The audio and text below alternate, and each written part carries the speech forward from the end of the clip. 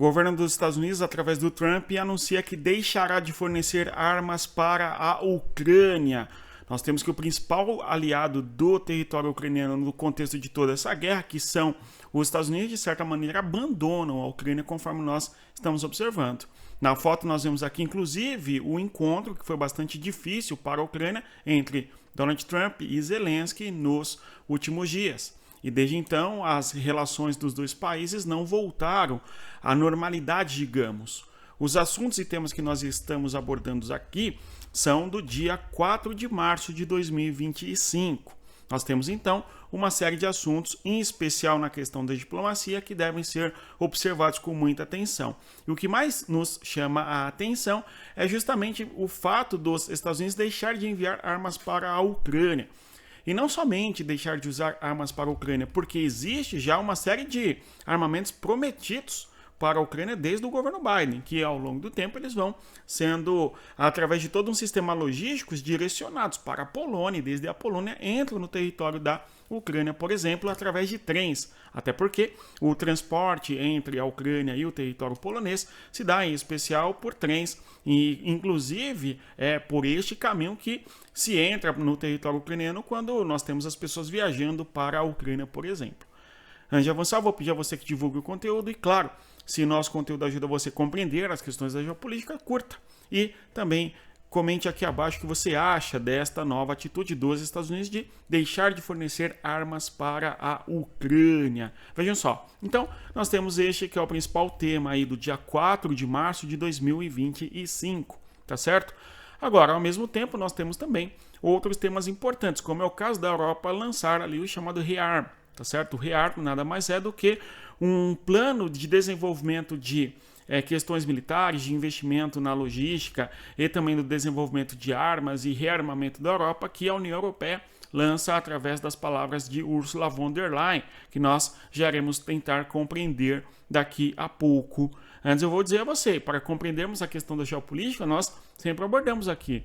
É necessário a compreensão da geografia e também a questão histórica e também a questão da política. Se você quer aprofundar o seu conhecimento nestes assuntos, dê uma olhada no nosso e-book, um guia de estudos feito para que você saiba como estudar e por onde estudar para ter maior aprendizado a respeito de geopolítica. O link está na descrição do nosso vídeo. Dê uma olhada. Então, vamos lá. Além dessa questão do apoio do armamento dos Estados Unidos para a Ucrânia, nós temos um outro tema ainda que envolve essa questão do fronte de guerra. Nós temos que a Rússia lançou centenas de drones contra o território da Ucrânia e, por sua vez, a Ucrânia ataca diferentes regiões no território da Rússia, como é o caso ali, a região de Chortkovo, que fica em Rostov, onde a Ucrânia busca atingir um território que é depósito petrolífero. Nós sempre analisamos aqui estes ataques que a Ucrânia faz contra o território da Rússia, bem como também uma área industrial. Outro ataque que a Ucrânia faz contra o território russo é justamente em Ryazan, no interior do território da Rússia, bem como também na região de Ufa, tá?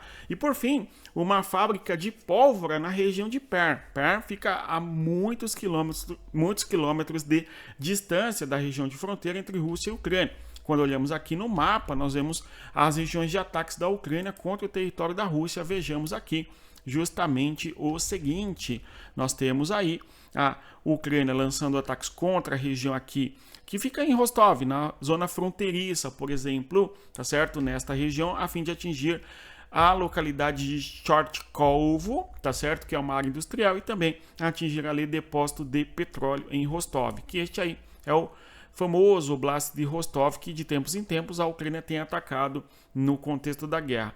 A outra região é lá no interior, conforme nós podemos observar, aqui ó, em Perm. Perm é esta província, no caso este Oblast da Rússia, que fica numa distância aí de pelo menos 1.000 quilômetros de distância entre o território da Rússia e também da Ucrânia.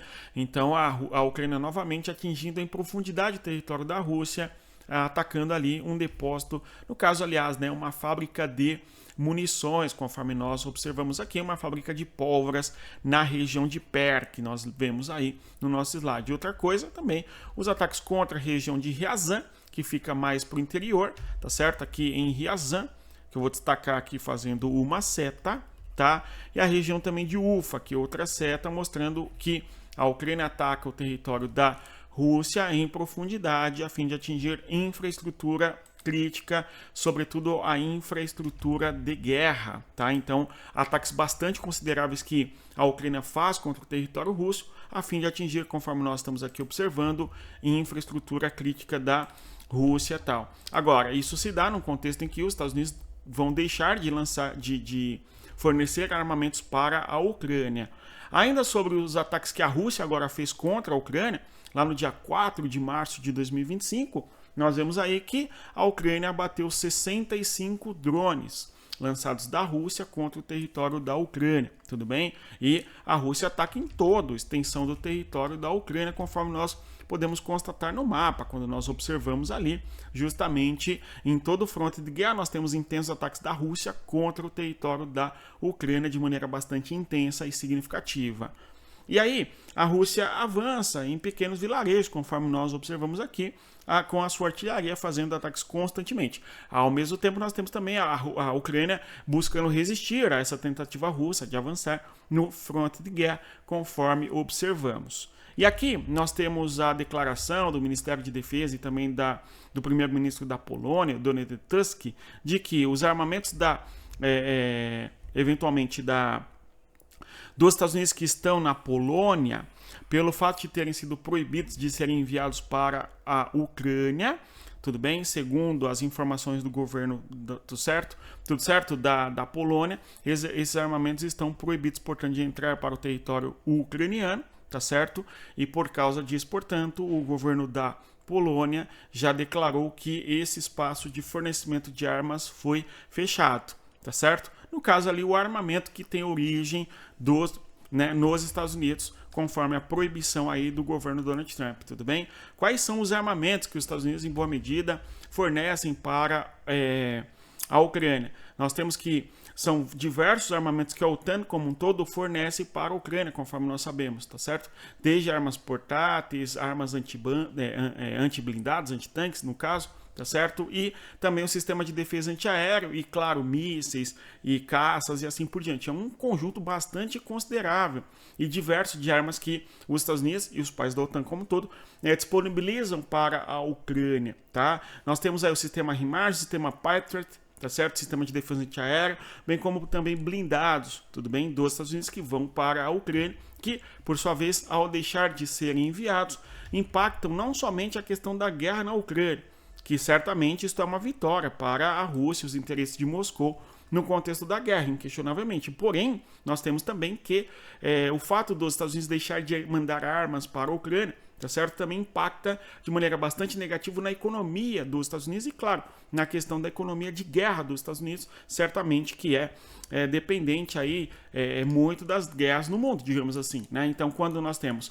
os Estados Unidos fornecendo armamentos para a Ucrânia, significa que o Estado dos Estados Unidos, o Estado americano investe pesado no desenvolvimento de armamentos, ok? Então, você tem uma indústria bélica que funciona conforme investimentos do governo americano para que tais armas sejam enviadas para a Ucrânia.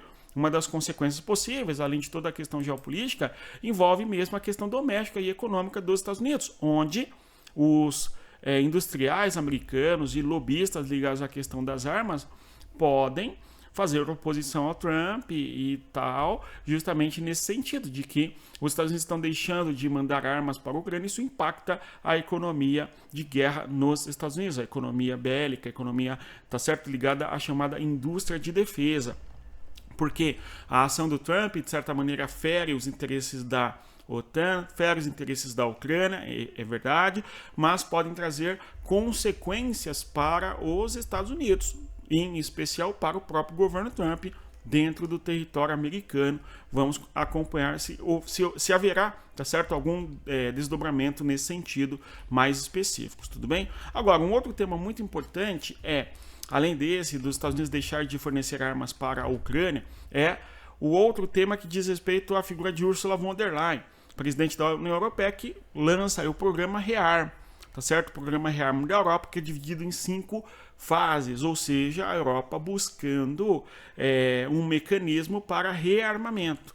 Um investimento ali de pelo menos 800 bilhões de euros para o desenvolvimento a curto prazo de defesa da União Europeia. Vamos observar aqui o que foi dito por Ursula von der Leyen, presidente da União Europeia. Estamos vivendo no mais importante e perigoso dos tempos. Não preciso descrever a natureza grave das ameaças que enfrentamos, ou as consequências devastadoras que teremos que suportar se essas ameaças se concretizarem, não é? A ameaça aqui significa a Rússia, além da Ucrânia, tá certo?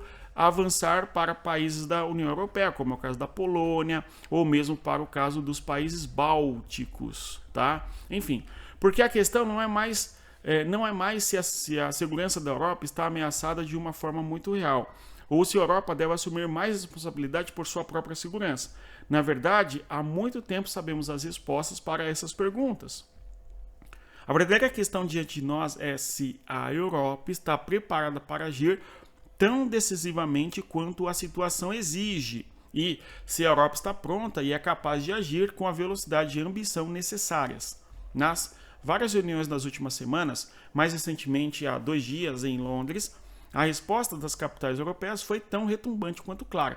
Estamos em uma área de rearmamento e a Europa está pronta para aumentar massivamente os seus gastos com a defesa, ambos para responder à urgência de curto prazo, conforme eu mencionei com vocês, de agir e apoiar a Ucrânia, mas também para abordar a necessidade de longo prazo de assumir muito mais responsabilidade por nossa própria segurança europeia. Então são 2 coisas. Primeiro, a defesa da Ucrânia, que é algo de curto prazo, é necessário fazer isso agora, na concepção da União Europeia, e uma defesa no longo prazo, a segurança de longo prazo, em decorrência das ações do governo Donald Trump. O governo Donald Trump, de certa maneira, se afastando da União Europeia, de certa maneira faz com que a União Europeia tenha que buscar mecanismos de autodefesa, de defesa própria e assim por diante. Então, as ações aqui de Ursula von der Leyen, nesse sentido, é justamente olhando para o que está ocorrendo dos 2 lados do Atlântico, tanto na Ucrânia, uma necessidade real iminente de curto prazo, bem como também os Estados Unidos, a postura do Trump de exigir mais da OTAN, que a OTAN mexa ali os papéis, né, os pauzinhos, digamos, para que consiga se defender e coisa do gênero, tá certo? E, na sequência, há o detalhamento desse plano de rearmamento da Europa, tá? E aí ela vai falar, é por isso que escrevi cartas aos líderes antes do Conselho Europeu de quinta-feira, e por isso que estamos aqui juntos hoje. E delineei nesta carta aos líderes o plano Rearm Europe. Este conjunto de propostas se concentra em como usar todas as alavancas financeiras à nossa disposição para ajudar os Estados-membros a aumentar rápida e significativamente os gastos com capacidade de defesa e tal. Há 5 pontos 5 partes aí nisso, né? Veja só, a primeira parte do plano é liberar o uso de financiamento público em defesa de nível nacional. Então, o Estado, no caso aí da Europa, investindo parte do seu PIB para o desenvolvimento da defesa. No caso aí, uma ideia de 1,5% do PIB, em média, para criar ali um fundo econômico para investir na questão da defesa. Um segundo ponto, a segunda proposta será um novo instrumento. Ele fornecerá 150 bilhões de euros em empréstimos aos Estados-membros para investimento em defesa. Então, uma preocupação da União Europeia em defesa, conforme estamos aqui observando, tá? O terceiro ponto é usar o poder do orçamento da União Europeia, ou seja, o dinheiro da própria União Europeia, no investimento aí para a defesa, de certa maneira. E as 2 últimas áreas de ação visam mobilizar capital privado, ou seja, junto a bancos e indústrias locais, para mobilizar perto de 800 bilhões de euros para uma Europa segura e resistente. Tá? Continuaremos trabalhando em estreita colaboração com os nossos parceiros da OTAN, tá certo? Então, é um plano aí anunciado pela União Europeia de rearmamento conforme as ações no plano da geopolítica, tá? Aqui os ataques russos contra o território da Ucrânia, conforme eu mencionei, reitero, não é? Foram 65 drones abatidos por parte da Ucrânia, mais de 100 foram lançados pela Rússia, conforme pudemos observar no fronte de guerra. Mas é isso, se você chegou até aqui, eu agradeço a sua presença, reitero você que deixa o like, se inscreva no canal e divulgue o nosso conteúdo às pessoas que gostam e acompanham as questões de geopolítica. E venha estudar com a gente, o link está na descrição do nosso vídeo, também do nosso curso, para você aprofundar o seu conhecimento em geopolítica. Mas é isso, bons estudos, respeito à geografia, até mais, tchau pessoal.